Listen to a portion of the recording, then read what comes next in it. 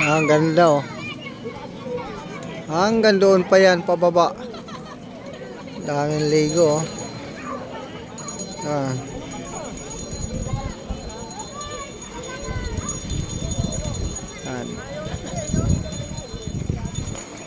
Kaganda dito, Agos River oh. Yan, pababa pa yan. Ay dito kami sa taas na kapwisto eh. Bungad eh. Kaya ano. Andito. Yun oh. Ganda dito. Daming dumadayo oh. Libo yung tao oh. No? Libo ang ano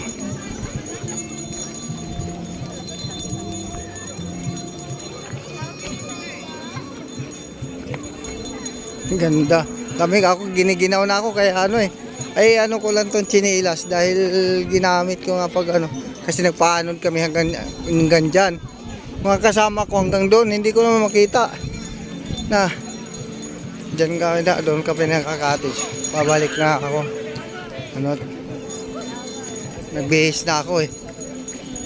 Ano. Hindi ko lang napansin dito eh. Pag ano eh. Ano, kakamping sila oh, di ba? Yan. Ito naman kami cottage namin. Ang cottage dito ay pag ganito Sabado, Linggo, 600. Cottage. Nandoon na pala sila eh. Kulang pala ang ano eh. Hindi kami nagkakitaan. Kaya ano, simula doon kami sa taas oh. Paanod. Una lang akong umahon. Doon sa simula kami oh. Tapos pa gano'n oh.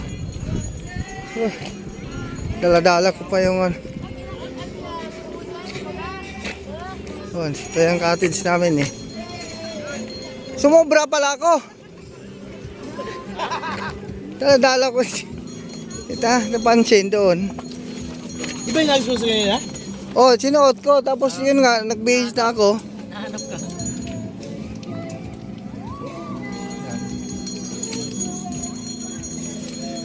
Sarap. Aligo. Oh, kain na ulit.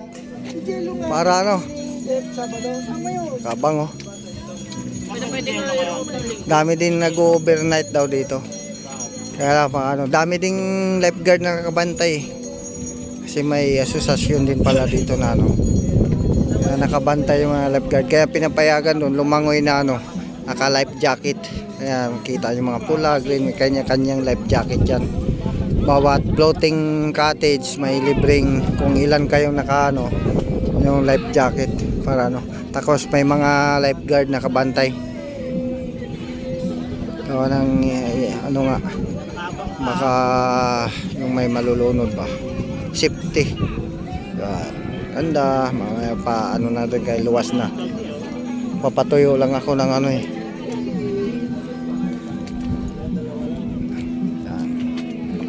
Okay, bye-bye. God bless all. Happy rides, happy swimming. Ganda ng nature ng Agos Infanta. So